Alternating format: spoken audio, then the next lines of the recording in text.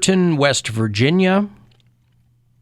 Beth is a bureau chief in Scottsdale, Arizona. Justin listens in Bay Ridge, that is southwest Brooklyn, if memory serves. Rachel is listening at Buckley Air Force Base in Aurora, California. And thanks. And Phil, by the way, is one of our bureau chiefs in Oak Park, Illinois, the hometown of, it is due west of downtown Chicago. You have to take the Green Line L train all the way to Oak Park and hope that you don't get stabbed in the process. I dated a girl for a brief period of time who went to St. Vincent Girls College, and it was at the very end of the Green Line. And I wanted to get her back to school before the sun went down because I had to ride the train back into... but Oak Park, Illinois is also the birthplace of Betty White. And there's still no shortage of tributes to Betty White, as there should be. And they have announced that her birthday will be Betty White Day. By the way, the Betty is the most important part of this because there are a lot of people in that area who would be way too excited at White Day. So the Betty part is integral to this celebration. But famously, she would have been 100 years old this next birthday, which is... but as Poundcake puts it, she's a quitter. He did. I had to have people refresh my memory on the whole quitter thing that he was talking about before we went to break. He says if you don't make it to your 100th birthday... that you're a quitter. And you are very close, you just quit. You're a quitter. I see. Oh, if you're close, because I was going to say it's very unlikely that any of us will make it to 100. Meanwhile, the oldest person in the world just turned 119. That's so old. So imagine that. So old. You're right. You've surpassed Betty White. Yeah, you've been 100 for 20 years. So a week from Monday is the 17th of January. That would have been Betty White's 100th birthday. And so Oak Park, Illinois is going to honor her by making January 17th Betty White Day. Now, again, technically, yes, she was born there. She did not grow up there. She was born in Oak Park, moved to California, and spent her entire life there. But, listen, every town needs something to be proud of. And so they go, well, this is where Betty White came out of her mom, so let's make her birthday a city holiday. There's a clip going around of Betty White talking to Larry King some years ago. He asked her if she was afraid of death, and she said, absolutely not. It's going to be very interesting. I just find it fascinating. I'm curious. And the older I get, the curiouser I get. But what if it's nothing? What if it's nothing? I won't know that. You can't lose on that. It's a win-win situation. Win-win. You can't lose. Because you'll be dead. Can't lose when you're dead. That's the part that bums me out, is not only do you die... You can't lose anymore. But you don't know that you died. Well, and you don't know, and because there is nothing. Let's be real. So I know, that bums me out because I can't go to my parents and be like, see, I was right. Well, I'm not trying to put in anybody's face. I'm just saying, like, you die of all this existential crisis over the course of a human life. If you're fortunate enough to have, this is a woman who had 99 years of a pretty great life. I mean, she was, widowed 40 years ago, never remarried. Her last word reportedly was Alan, and I'm so touched by that. You should be. But she was talking... Alan, she went... Yeah, she's like... Quarter bagel. Rather die. There go it. But she was married to Alan Ludden for many years, and he died in 81, and she never remarried. So reportedly, for people that were with her when she died, that was her, so her brain was like hoping, obviously, to be reunited with her. Unless her husband. he showed up at her bedside and took her to heaven with him. That's probably what it was. That's a possibility, too. Or her brain showed her that, right? Could have been hell.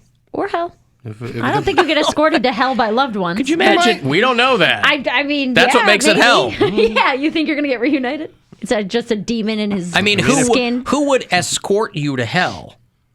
The devil. No, not the. The He's devil's got too stuff busy. going on. A The devil's demon? getting Maybe an underling. A demon dressed like your loved one. That's actually a really good guess. Wouldn't it be someone you knew in your life but did not get along with, or very, No, I think that if it's hell, they're going to do the worst things it possibly could do to you, right? So if right off the bat? Who's Yes, They give it's you- hell. They're not going to let you get used to it for a little bit? Like, you got to go through an orientation? No, There's no hell learning orientations. curve. You Feels think right off the bat. Ugh. you think you're going to heaven with your deceased husband, and then he's like, once you start going south, and you're like, why is it getting warmer? And then your deceased husband's face melts off, and it's a demon, and you're like, oh no. That would be my Aw, guess. Crap. The Bible was as strict as we thought. Turn it. I like that hell is south. I like is. that. It's south. Well, heaven's north. But where hell's is south? Florida. Florida. All right. But not even like south. Like, it's like, are you going directly into the ground? No, you don't. Hell's not in the middle of the earth. You have to go down. down is the south. middle of the earth. Down is south. Up is South north. from us would be eventually you'd go all the way through the earth. So you come out the other side But and you you'd don't. still be in. No. It's not. Hell is not in Earth. There are But it places is on south. Earth like hell. But it's south. Yes, up Okay. is north, down is south. If you had a compass on you and you went to hell, it would say point due south. Yes, Yeah. I think. All right. You don't think? But the part about dying, for me, what sucks is you never. All anyone wants to know is what's next, and you never learn it. You do if it's real. So it's not. So for So people then- who are like, okay. there hasn't been one person ever who's come back with any kind of information. because you're dead. It's numerically impossible not- that wouldn't be the case. That not one person You don't ever. believe in ghosts. Huh? You don't believe in ghosts. So That's how would why you... I'm saying there's nothing. Because if there were, one person sometime would have come back and said, guys, don't worry about it. I'm telling you there's something coming. You just don't. You don't have your eyes All open I'm saying to is it. that the bummer of it is that, I mean, to her point, she's very glass half full. She's like, I'm curious. Ryan Reynolds was very close with Betty White, and so his tweet was kind of cryptic to a lot of people. He said, you know the secret now. And that was a reference to a story that she would recount that her mom said, everybody who dies finds out the secret, which is what happens on the other thing. Except you don't, because there isn't anything. So it's like, you don't ever learn anything. That's where people get into their own. You have got. That's where there is zero evidence to support that there theory. is I'm zero just going. evidence. You're right. No, but it. that's what doesn't- I'm going with. Anything that can Me be too. asserted It without sounds peaceful. Anything that can be asserted without evidence can be immediately dismissed without evidence. So That's all I'm fine. saying is, And that's fine. It's a whole bunch of nothing. Just It's like, makes you feel better to think that there might be. That's all. but it does. But then if there's not, You're not going to know. you're not gonna know. But it's So also like there is no downside to thinking, hey, maybe I'm going to live my life in a way that there might be. that's why she said. Yeah. That's why she said it's a win-win. Yeah. because you're not going to know. And then if there isn't any, if But there is the anything th- and you just die, But then you whatever, shouldn't. you're You dead. shouldn't spend your life being a nice person under the threat of hell. No. that doesn't make you a nice person. It means No. you're, Pascal's wager. No, which is you nonsense shouldn't anyway. do it specifically just in case. Oh I got to act right. But if you act, if you are a good person and you're like, okay, maybe there is a heaven, that'd be cool. But like you said, if you die and there isn't, you're not losing anything. You're betting with the house's money. Betting with house money. See, now that's an analogy we can all understand. Hello. here's my guy. What's up, guys? What up, Satan? No, this is the wrong one. Why can't you figure that out? Do you want to try? Maybe when we move into new hell, get the equipment figured out. I want it. Wait. We were just talking about how there's nothing after death. So what are you even doing? I'm here to put everyone's mind at rest. That Mary is right.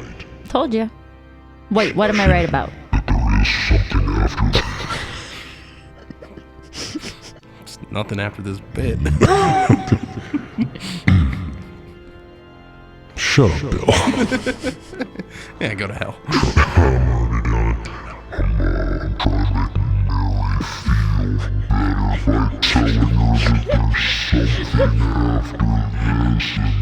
Someone's like, man, the app's working now, but I can't understand anything. trying to tell her that when she finally gets down here and gets to hang out with me, that it's gonna be a lot of fun. Wow, no. I wanted to ask why Mary's going to hell. Yeah, I'm not going to hell, I don't think. The I devil cuss just said a you are. lot. Yeah.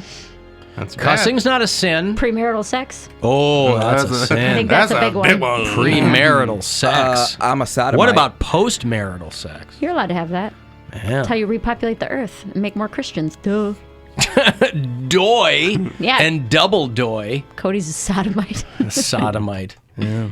burn and burn and burn in hell? By the way, Betty White, and I just stumbled onto this.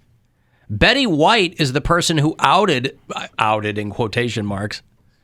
I don't think anybody was confused, but she's the one who publicly outed Liberace. Oh. Remember Liberace? Yes. Yes. Never heard of him. I do. He just could never meet the right woman. You know, people would ask him, Lee, when are you going to get married? I need to find the right. So he was embroiled in lawsuits over the year. You know, if you ever saw the movie with Michael Douglas and Matt Damon, it was called Behind the Candelabra. Is that what it was called? Yeah. He got sued by his limo driver or something because he goes, I've been having sex with Liberace for 20 years or whatever. But Betty White was doing an interview, and she, I think, she's credited with being the first person to publicly say, yes, Liberace was absolutely gay, and specifically that she was his beard for a long time. Imagine Betty White was your beard. She said, yeah, he was gay, and his managers would often come to me to counter all the public rumors. Because nowadays, nobody would care. But back then, because he died of AIDS, I think, yeah. Back then, it was a big deal. Why did his limo driver sue him? Because he was having sex with him? Was it like, did he not want to, or was he just mad that he didn't get any? No, it was a palimony suit. He's like, look, we kind of like a version of common law. You know, obviously they couldn't get married. He was due to something? Well, he sued him for $113 million because Liberace fired him, and Liberace was like, I'm not gay. They keep saying I'm gay. And so he publicly said, this guy's lying. And so the limo driver goes, okay, I've been living with you for years. We are having sex all the time, and you're dragging my name through the mud because you're terrified of being, defamation. Okay. I guess, yeah. Wow. I was gonna say, why would he? That's one way to out someone is like, okay, well, you're gay. You've been having sex with me. $113 million. Thank you. To keep your secret. I'm always surprised though at how little money some of these people get. Like he sued him. This is early '80s, because I think Scott Thorson was the guy who sued him. He's still alive, but he's in jail all the time. I think he's like in prison in Nevada or something. But anyway, he sues Liberace for like $113 million. And they settle for about $100,000. They settle for $75,000. He gave him 3 cars and 3 pet dogs that he said were worth $20,000. Oh, he was like, I just want you to notice me. I just want you to know that I'm loved. Yeah. So, but anyway, the Betty White thing I thought was very interesting. She's like, yeah, I was Liberace's beard for a long time. What do you think her net worth was, Poundcake? At the time of her death, what do you think Betty White's... I knew you'd love this. I was going to say, what 90 do you think years worth of acting? She was in showbiz for 8 decades. What do you think... Now, people weren't always making tons of money during that time, but what do you think her net worth was when she died? I'm going to say $60 million. 75. Wow! $75 million. Good job, Pretty good. Good job, Betty. She made $87 million just in Golden Girls reruns. I can believe that. Over the course of the syndication career, she made $10 million over 6 seasons of Hot in Cleveland. I had no idea that show was on that long. I didn't know they were paying that kind of money either. Betty Good for White. her. Isn't Betty short for Elizabeth? It can be. I don't or know is if it that just was Betty? I think some cases it's just Betty. Bettram. Bettram? Yeah. Her name was Betty Marion White. Yeah, her maiden name. Bettany? Bettany White. And they said that her cause of death was natural causes. Old. Old, yeah. That's a way to go. Just be old and go to sleep for a while. But like, if I die of old age, I also want someone to drop a piano on me so they don't know. So they'd be like, I think it was natural causes, but also this piano really mucks things up. Like outside or like in your bed that you die in? It just surprised me. Wherever you die, you want a piano placed on top of you. Not placed, dropped out of a window. Yeah. Dropped the Bill's pond. got black and white keys embedded in his skull, and we don't know what's like the old woman in coming the to my fish called teeth. Wanda. Yeah, right. He's got piano teeth, so then mice run across it and play the piano with his. And then they fall out one by one. One by one. And then I'm crossed over to the other side. But Betty White wrote a number of books, and so they estimate that her net worth at the time of her death was $75 million. If you could write a book, what would you write it about? What do you know enough? Not a memoir. What do you know enough about that you could write a book about it? All I know is this business. You could write a book about radio? Yeah. That's all I know. Or my time in it. And, Yeah. That's all I know. What about you, Bill? Making girls scream at me.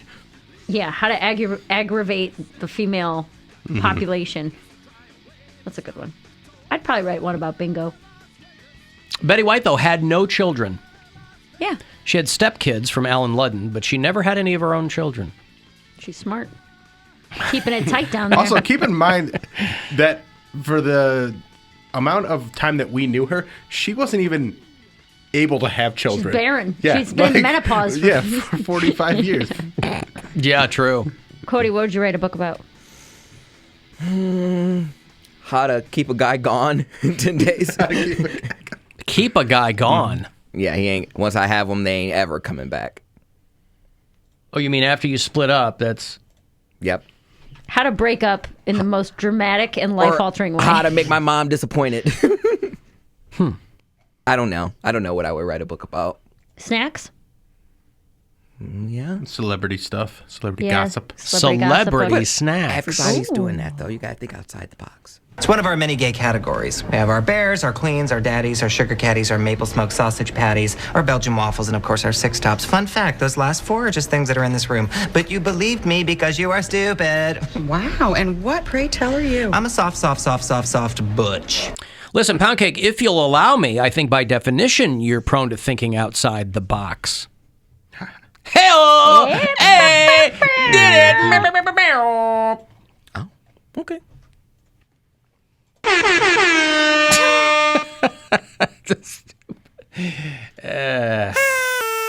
Thank you. Now, listen, good for you. You should, how to delightfully turn down someone's marriage proposal. How to respectfully cheat by Cody. Now that's your book. Poundcake. That's your book. That's a good book. Yeah. Cheating respectfully. Yes. There you go. And you know who should buy that book? Tristan Thompson. Yes. He could be your first guest. Literally. Like, I'm like, You man. could write the foreword. Is that a thing you have to do for a book? Some books. Write Sure. a preface. Yeah, write preface. a foreword. Yeah. Write a Yep. Go ahead. Anyway. I'm just saying, man's got to do what a man's got to do, but just make sure you're sneaky about it. And then, respectful about it. well, sneaky is respectful. No. Well, he makes a good point. If you don't know, then you don't know. Yeah. Yeah, but you can sneakily be disrespectful. I'm gonna Sneakily say, disrespectful. The Poundcake story.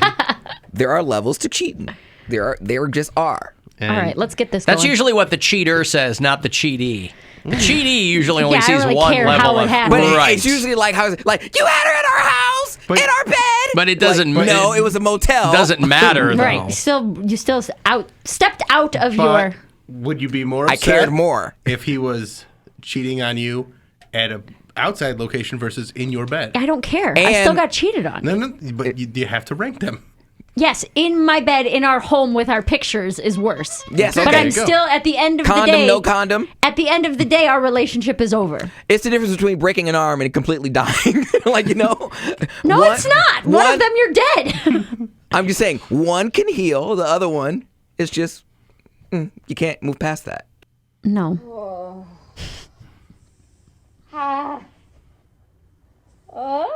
Mary in the depths of her agony.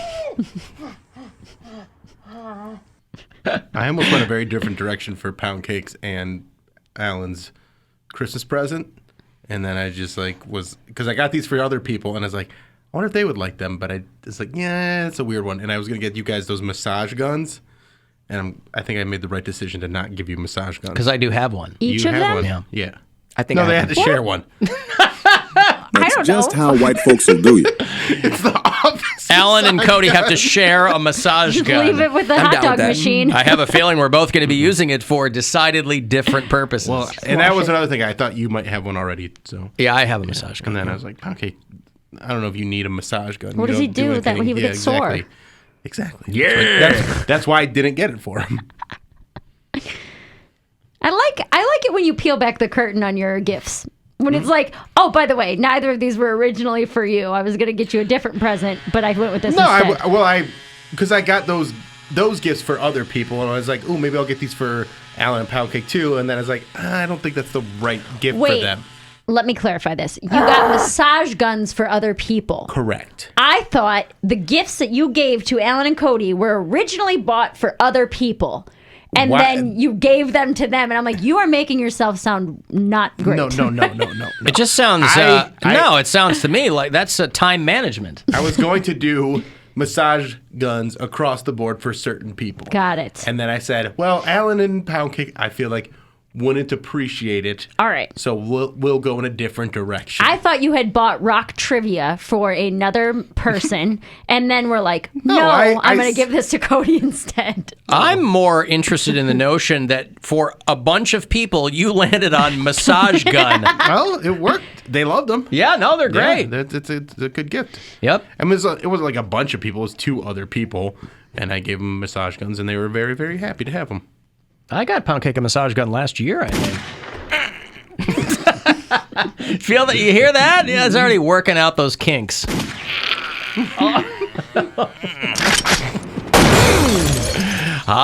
neck and the back. Back shots. All right, listen, the Poundcake Sports Break. First of 2022, by the way. That's on the way. I will have those Bill Burr tickets for you to see him in the spring at the Romo Fijo after the break. And right now, your shot to get yourself to LA for our 2022 Alter Ego Festival. So listen closely and good luck.